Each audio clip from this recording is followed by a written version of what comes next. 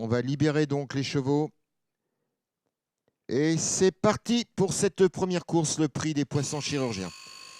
Avec bien sûr, là, c'est le 2 qui pour l'instant sont en tête dans les premiers mètres. Et déjà le numéro 4, Cornelius, qui a déjà rendu la distance et qui va prendre la direction des opérations. Devant là, c'est le 2, il passe devant les tribunes. Il reste 3 tours de circuit à effectuer. Cornelius, drivé par Christine Le Breton, prend la direction des opérations. Devant l'As, le 2. Le 7 déjà, a rendu déjà pratiquement les 50 mètres. Cornelius donc, qui va en tête et terminant la marche. Donc le 6, le 3 et le 5.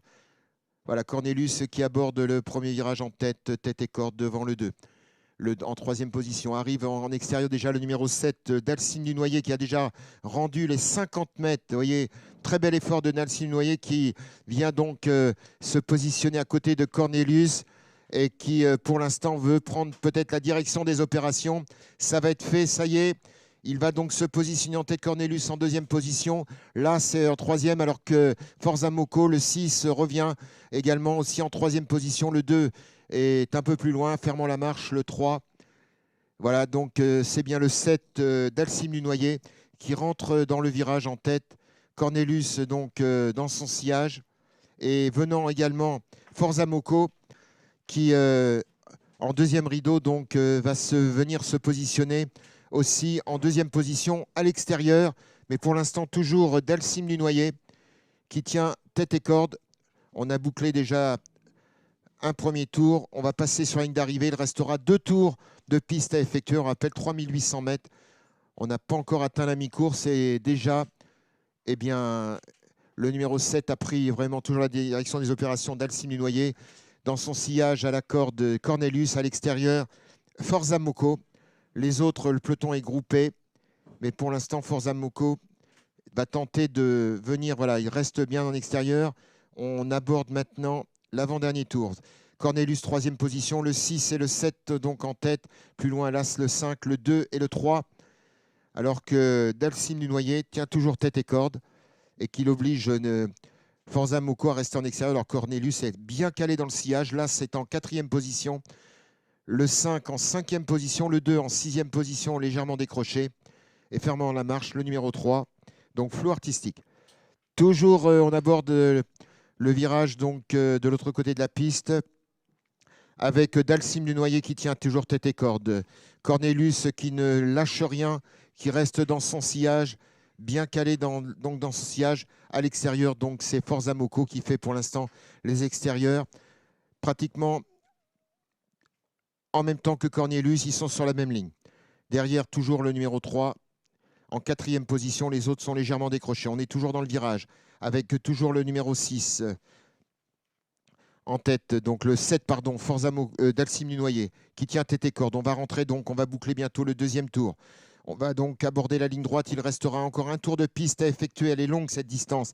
Il va falloir donc donner le maximum. Les choses sérieuses vont commencer. Toujours avec Dalcime du Noyer, Forza Moco, Cornelius.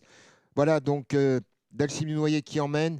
Alors que vient le numéro 1 donc, aussi se mêler à la lutte. On va donc passer sur le poteau. Il reste encore un tour de piste à effectuer. Alors que c'est le numéro 5 voilà, qui vient se mêler à la lutte et qui vient donc Guette d'Héronville, Jean-François Gatté, qui vient donc se mettre également donc, à côté du numéro 7 en tête. Donc le 7 et le 5 légèrement en retrait. Donc Cornelius, donc légèrement derrière à l'extérieur. On a le numéro 6. Donc Forza Moco, c'est 4 chevaux. L'As, le 2 et le 3 semblent pour l'instant battus. En tout cas, pour l'instant, Dalcime du Noyer tient. Mais attention, Guette d'Héronville est là également à 22 €. Il est là, donc revient à la hauteur de quasiment de Dalcime du Noyer. Il est bien resté en arrière. Cornelius est là également.